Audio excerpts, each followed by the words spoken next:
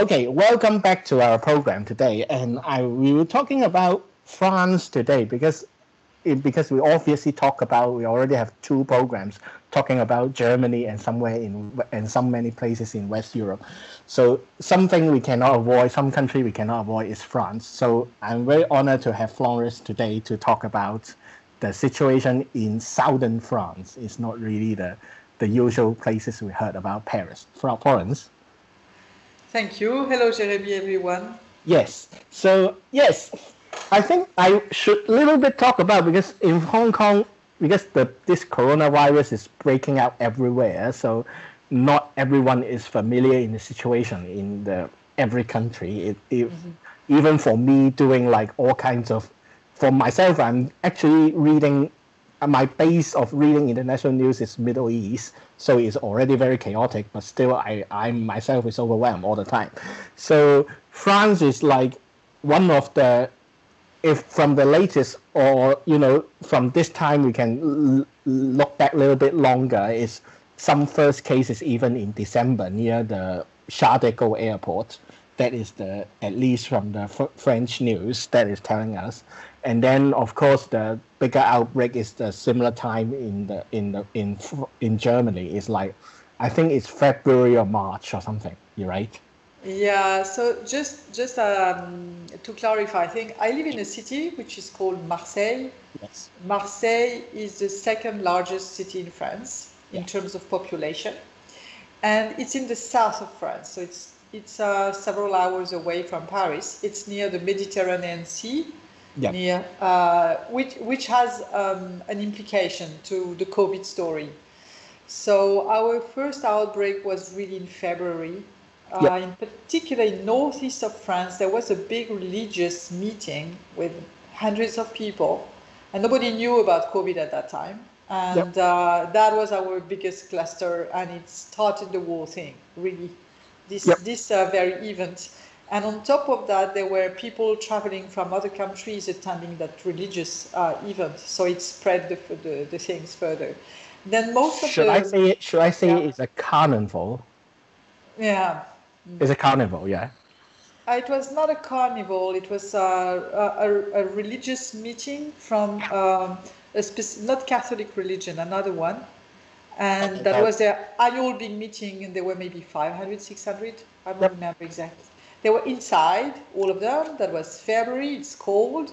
So everyone was inside for 3 days, kissing, hugging, everything. Okay. So it was big spread. And then later it really spread northeast and Paris, because of course Paris is the city that received travelers. Yeah, it's crowded. In Paris, in the French. Yeah. Well, except that was this northeast city where it was super unexpected because of this religious event. So the northeast was very much impacted. Even so, most of the disease for us was really March, April. We were locked for till early May. That was, from what I understood, that was one of the strictest lock in the world. That was serious business. So we were really inside. We had a few cases for which we could go outside, but we needed papers and description and starting time and the time we were planning to go back, restricted in distance. So yeah, it was pretty bad, I must say. And it really had an impact. So the disease went down, and only the hospital in the northeast and in Paris were actually overflowed. The rest of France managed pretty well. So of course, since my city is a big city, we had some cases as well, quite a few cases here as well. But that was not the worst part of France at all. And then in May, everybody goes out again. We are allowed slowly. They reopened most of the businesses, not all of them, but some of them, slowly by slowly. And the current situation is that in summer was roughly fine, and then it started climbing again, and it's getting pretty bad again. So right now. Yeah. And now the hotspot it's still a little bit Paris because it's a big city, but there are many places with bad spot, and I fear my city is the worst spot in France right now. Marseille is the worst. Marseille. Yeah. I just read the news. It's about Nice. Yeah, Nice is getting bad. Toulouse, all the big cities are getting in bad situation. But Marseille is currently the city with the highest percentage, the highest rates of sick people. And we are basically reaching the moment where the hospital will be full again. So it might be maybe in a couple of weeks at most. But, well, we can detail that afterwards. But that's definitely a second wave for us. And this is due to the fact people came onto holidays. Usually French people, they go to Italy, they go to Spain, they go to Greece for summer. And since we couldn't do that, they stayed in France, but they went to the seaside. So many of them came to Marseille, and the reddest, most impacted places are all the seasides. Yeah. Yep. So Montpellier, some cases. Montpellier, Toulouse, yes, exactly. And Nice, as we say. Yeah. So I think it's let's talking about backwards a little bit because you're still going on the second wave at this moment, and the first waves, is it really impacts your life? Because as you told, that is not that very serious at the first wave. So is it, besides the lockdowns and all kinds of stuff, what is the biggest change like you think in the people's behavior or their daily habits? And sometimes is there anything you get in supermarket very panically? Well, beside the lockdown, which was obviously a very big impact, we still have businesses not running at all, such as dancing places are still not allowed. No. So we can see very well that the economical impact is going to be super, super, super bad. Yep. That's the number one. So at first, the government decided to help the businesses by delaying paying the taxes. Taxes are very high in France, so it's a significant payment done every 3 months usually. And they also propose a partial coverage of salary for staff people. So in my case, I'm not staff, so it doesn't make any difference anyway. But many people stopped working, they were sent home, and the government took the salary. But then they had to go back to work, and many companies actually cannot work, such as supermarkets or restaurants or dancing, or there are many places where the business is not good. And whilst the government was supporting very well in spring, now it's 6 months later, it's really going to impact. So we are seeing the first waves of people losing their jobs. Yeah.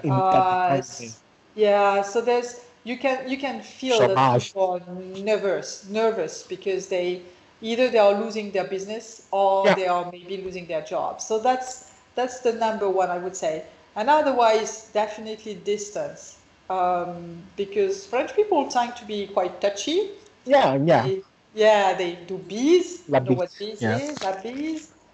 So usually in Marseille in particular, everyone do bees, men and women alike. Yeah. So men and men do it as well. Not in the rest of France. Not in Paris. In Paris, you do not do bees if you're two men. But in the south, you do. Yeah. So now we touch elbows. Yeah. You can see people fearing one another, and still the young people in particular, they don't believe what's happening is a big deal. So it really impacted economically speaking and from behavioral perspective as well.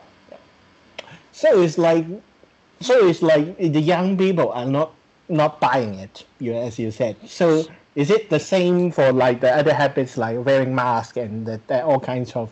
Because we in Hong Kong or in some other places are suddenly so very serious about disinfecting everything. But is it the situation is the same in France? Yeah. So I must tell you a little story about that. The first time I saw someone wearing a mask was actually in Wikimania, Taiwan. I was there. I got a cold, just a cold, nothing special. And somebody showed up and gave me a mask. Oh, yeah. And this is something in France was completely unknown. We never used these ones. Yeah. So I looked at the mask and I'm pretty sure I shocked the people terribly, but I say, no, thank you. I didn't take it because this is not in we didn't know anything about masks. Yep.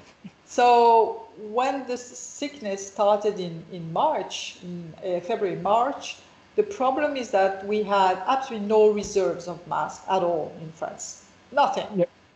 I managed to grab 10 at the chemist store 2 weeks before lockdown because I was listening to the news of what was going on in Asia. But I was one of the only people with masks. And the government had none, and there were none in the shops, so that's why we were locked. And to cover the shame of not having any reserve, the government tried to pretend that it was not useful, that it was only useful for, doctors or very sick people. But no one else needed that. So everybody got the idea that probably we don't need masks. Okay. Then we get out of, and really it was this. It was just trying to cover up the fact that there was nothing available in the country. And then in May, June, masks started flowing in the shops. And the government just now says, well, it's very important that everybody's mask. And of course, people didn't really buy it. Just you cannot pretend that it's useless and then 1 month later pretend it's mandatory. Right. So it's a real trend. It's just just be serious. So people started using it, but not much. It was not really serious. So around in August, the government make it mandatory in many places, not everywhere, but in big cities, in packed spaces, inside, in shops. On companies, in companies' offices. Now this is mandatory, but it's still a struggle. People don't really, so and so. So it's a big difference probably from you. We're not very serious on this. I think because we took a very hard lesson in I think it's in the so-called SARS outbreak. That was 17 years ago. So for us it's like, because I think in Hong Kong is very related to the SARS outbreak because we heard this virus on around January. At the end of January, we already, because the situation is pretty same in the government side because they have no idea what to do. The government have no information, just some rumors. The people is already like, we grab the mask. We buy all the masks and all kinds of stuff. So we are just running the things like the 17 years ago. So that is the... Yeah. I think in Hong Kong, even before the SARS outbreak, nobody really doing this. Like you even have a cold or something, you should wear a mask. Because it's for us, I think the situation for you guys is just like us in 2003. We have no idea. Exactly, we are just 17 years late. Yes. So now we are learning the lesson. Yeah. And I think we'll remember it afterwards. Yeah. I think it's one of my friends have this very intriguing way of speaking it, because I think this is probably the biggest pandemic since the Spanish flu for the Europe. So no, actually we had a big flu in '68. That's in Hong Kong one. I didn't say the name, you said. And that was funny because I born that year, so I have no memory of it, obviously. But my mother had some memory, and nobody was speaking about it. And we had more death in '68 than we had so far. So the people were dying like flies, but it was not really discussed. It was not really mentioned. Actually, if we, I myself, I'm certainly I don't have experience on the 68, the Hong Kong flu, but from the record, there actually is somewhere nearby Hong Kong. But anyway, Hong Kong was the first spot that is spotted to the world, so it named after Hong Kong. So that is so it's the Hong Kong flu. So so actually here is actually in Hong Kong there is an argument why we cannot call it Wuhan virus because WHO have called the 68 Hong Kong flu. So that is a very political argument here. It's a big political argument, and I really followed it because, well, I'm amongst the French people who really look at the international news, and that was really funny because I heard about the COVID very early on. I do a little bit of business of buying, selling things, and of course, some of my products come from China. So I got impacted immediately because of the lock over there. Yeah. And so I followed all the story with the Wuhan name and so on. And nobody around me believed me when I said, we need to plan. That's why I bought some masks and I bought some food and I anticipated. I started going out less often and everybody around me was laughing, just saying, you're crazy. You just are crazy. Yeah. And that was when it was still called the Wuhan. And it's only afterwards, when already people were using the word quite a lot, that the government really pushed us not to use that name again. We really felt the political pressure there was to try to pretend it didn't come from there and to try to forget about the name. Yeah. We felt it as well, this political push. Yeah, so I think in Hong Kong, obviously now the media is trying, you see under the pressure of the Chinese government is not using the term anymore. But you can see in Taiwan, there's still many media is calling it still using the term Wuhan pneumonia or the Wuhan virus. Interesting. Yeah. We don't at all. It's entirely gone. But it's still somewhere, and probably the other guy who's still keeping it calling it China virus is Donald Trump. Yeah, probably, but that's for the election campaign. So anyway, so that is another story. I would like this one is just, I think it's the observation from my friend, one of my friends doing similar pages in Hong Kong, that he actually observed that in the first wave that the northern France, like in the as you mentioned, that because there is a religious meeting in the north. So causing a huge impact. It sounds very South Korea. The case of South Korea for us sounds very South Korea for us. Yeah, I remember. Yes. Yeah, they have the new kind of, if using a pretty Catholic way to see, it's a kind of heresy. But anyway, they have their own religion, right? Own version of the Christian religion. Anyway, and North and South is certainly have a divide, or the situation is a little bit different. My friend is, I think it's a hypothesis. Probably this is something like need a medical paper to do all kinds of examinations and proving it. But is it really in the South and the northern France, the hospital system or the people visit the clinic, the habit is a little bit different? Because in the South, is it really the case that the people are actually, the doctor is more visiting the people's home rather than you go to the hospital? Because in the northern France, I certainly have some knowledge.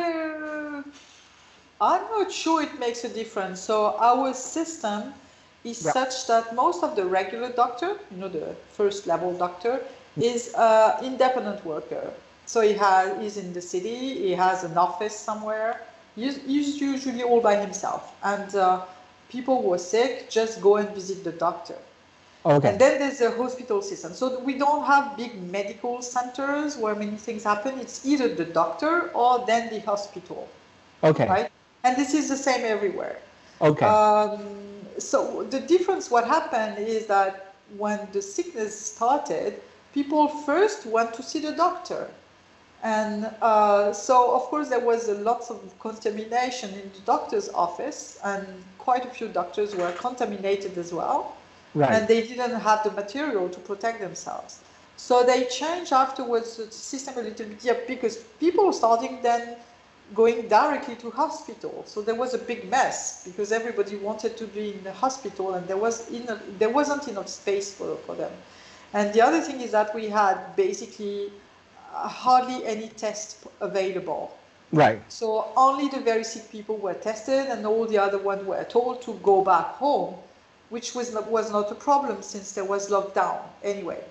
Okay. So most of the early contamination came from the regular mixing together, such as in the religious event, meeting, or in the subway, typical subway, or offices, because this was winter, so people could transmit the sickness very easily without knowing. It's a bit different right now because this is summertime, so we are still very much outside, and the weather is great at the moment, so let's hope it continues. The doctors learn to do distance meeting with the patients. They do a lot of visit with phone or with using internet. Not so much, but it's more organized. We have huge files of people getting tested, because I think we are currently in Europe the country testing the most. So it's quite terrible. The queue in the streets are terrible for the testing. And then the hospital are way better organized. So we'll see how it works, what it makes us a difference. But the government decided to do it entirely differently from the first time. Right. The first time we were locked inside. In this case, they realized that if they do that again, the economy will completely collapse. So they can't do that. So they try to preserve the regular operation as much as possible. So the only tools we have to not get sick is essentially the testing and the mask and not shaking and beesing and making bees. That's all we have. Yeah. I think it's very similar in Hong Kong. Just trying to pretend that life is going on as usual. And the big difference is that we don't have the big contamination through religious meetings, because those are forbidden. Big meetings are forbidden. So right now, most of the contamination occur in the family, within family, and because school started again. Oh, yeah. So it was university, big parties for students. Probably within 2 weeks from now, we'll start winter. People will get inside. So I expect it will not be better. But I think we're all expecting the health system is really done in a different way from what some of our neighbors in Europe, because of this system of independent doctors you're related to. Everyone has a appointed doctor they go and must see. I think this part works pretty well for us. Is it like a system like is it like I'm just example, I don't exactly have the figures, like maybe it's like 1,000 people seeing the same doctor? Is it the case like that? No, it's not possible. Imagine a doctor at most per day may see 20, 25 people, 30 people at most per day. I know, but is it like at least 4 or 5 doctors assigned it to a same already small, that is the case? Oh, I see what you mean. No, so there's no assignment first. That's really us deciding that we need a reference doctor. So we usually go around and look for the one we prefer and try to motivate him to get us. And so it's a choice made by ourselves. But then he has a bunch of related patients for him. Yeah, so he has a database of his people. So you can always go to another doctor if you need it, but then the reimbursement is different for the cost. So that means the doctor is supported by the government. You mean is it something like that? The payment for the visit is defined by law. Okay. That is paid by the people. And big thing, it's a big difference compared to the United States, in particular, which we often mention in France, is really most of our costs are covered. So for no one, it's an issue. Everyone can go and get fixed, if we can say. Even the people who have we are in France on no legal ground, or people living in the street, are treated the same way in terms of insurance. Okay, so he is actually he's a private doctor, so he's a part of private sector. He's a private. But he is by law, he only accept that kind of fee, and then if he have extra costs, and then he might ask the government to cover your costs. Yeah, you can always ask more than the government. There is okay, you pay yourself then. Yeah, there's a standard amount. If you ask for more, that's on your own pocket. Yeah, so it's like for us, it's a little bit like the public clinic system in Hong Kong, because Hong Kong there's two kinds of clinics. So one kind is the public one, and the other ones are the private one. But it seems like the private one also under some government coverage, so it's more. It's the same for us. We have some private, some public, but even some of the private are entirely covered in the same way than the public. Not all of them, but many of them. So, for example, I had a health issue in July. I went to actually the hospital receiving the most people from COVID issue, which is full at the moment. This is a public one. I didn't pay anything. I stayed there for 1 week. I didn't pay 1 cent. And then 5 years ago, I had another health issue, and I went in a private one. It was exactly the same. I didn't pay a cent. So for us, it's not a health issue. People lose their job, people get fired, but they always can get to a medical treatment. That's not a fear we have. Right. So that is quite interesting and different. It sounds a little bit different, but yeah, Hong Kong I think is not really in the medical system is not really, is more British in anyway. So that is the case. It's not so like the other thing crazy. So thank you for. On the political side, there is just a challenge right now. For example, just to mention it, testing currently is completely free of charge. People show up, they get tested, and there are so many of them that the streets are full of people getting tested, and the results are slow. So there were discussions of making people pay, but people went screaming and threatening to go riot in the streets because of that. So it's the government has to walk very on a thin line.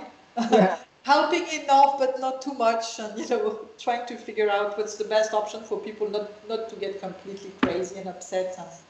Hong Kong is a totally different story. Complicated time for them as well. I think it's like Hong Kong is like people not really trusting the government because they are certainly the testers of China. So the wildest tale that against the people, I think some youngster is almost the pranking their fathers and mothers and saying that if you're going to test and your DNA will be sent to China and then they will clone a version of you. I see. Okay, pretty evil in some way and very sci-fi. So the only we don't have DNA risk, but they try to get us adopt an application where they can track you so that they can identify you were in contact with someone sick, and these people completely refuse it. So I'm one of the few people I know who actually downloaded and installed this application. Most people just absolutely refuse to do that. Yeah, it's I think that is not a very big issue. So thank you for today. So it's a very informative talk with you today. Thank you, Jeromy. 好啦，翻嚟廣東話嘅時段，大家捱到呢度都好有呢個耐性嘅，因為都法國口音，我唔知大家覺得點啦。咁其實Florence 嘅口音都其實相對好聽㗎啦。咁佢都曾經係同我都一樣啦，就幫維基百科 volunteer 咗好多年啦。咁但係係一個好 senior 嘅維基人啦。咁其實佢都係一個即係佢都有啲做啲小生意咁嘅狀態，所以佢之後喺啱都講咗佢係中國物流鏈對佢幾大影響啦。咁佢其實都曾經做過呢個維基媒體基金會嘅主席嚟嘅，咁所以係一個相當資深嘅一個其實對國際政治佢都有啲了解，所以佢好早就已經係即係全世界喺法國都冇乜反應嘅時候，佢就已經係全副裝備咁俾人笑啦。咁其實法國個 case 我覺得最特別都係佢講咗一下呢一個點解北部爆得咁嚴重。因為原來就係出現咗一個應該係講緊一個新教嘅一個宗教會議，即係同呢一個南韓嘅情況非常之相似。咁但係其實我哋都有少少 ongoing 嘅嘢嘅，即係例如佢而家法國，如果你睇翻其實係開始疫情第二波爆發，就因為好多人係 staycation， 佢嘅 staycation 咧，因為法國仲有地方啊嘛，即係唔係香港好似淨係去長洲咁嘅狀態咧，佢哋可以去法國南部。咁所以其實有好多 case 係咪其實而家個狀態係好多 case hidden 咗喺度，之前冇翻法，而家突然間喺南部又出現翻咧，咁其實佢都開始要預備緊嚟緊2個禮拜，啲醫院比較緊張。咁法國其實而家嘅狀態就都幾有趣啦，即係我哋都講咗一個幾有趣嘅 point，就係佢哋對口罩啊，大家都好關心口罩呢樣嘢。即係佢都好明確講到法國政府係咪呃咗啲市民嘅，因為佢開頭就覺得。即係佢自己甚至阿 Florence 都覺得係呢一個法國政府其實係冇口罩，於是就話口罩冇用啦。咁而家當然就所有嘢都突然間口罩 mandatory 啦。咁所以其實即係某一程度上呢啲就係叫文明國家咯，因為你政府呃咗人，大家就會知，大家就會講。咁而家係甚至會有示威。咁當然法國仲有一個問題就即係長年經濟疲弱啦，咁所以呢一個狀態就睇下會點樣繼續玩落去啦。我哋即係而且我可以做少預告啦，因為我諗會唔會我都開始要物色一啲嘢，就係會唔會做翻少少美國選舉嘅嘢。咁我要睇下我哋可以做得幾叻啦。咁所以會遲啲，即係我唔知道大家其實聽疫情係咪好感興趣，即係大家都可以俾啲 feedback 我嘅。咁即係喺做第二 wave 嘅，即係全球北半球第二 wave 嘅狀態之下，我諗可能有啲時間，可能抽一抽講下啲美國選舉當你睇到嘅嘢咧。咁想就俾啲 feedback 我哋啦，其實冇乜所謂，我哋都會再同大家傾嘅。咁今日就講到呢度先啦。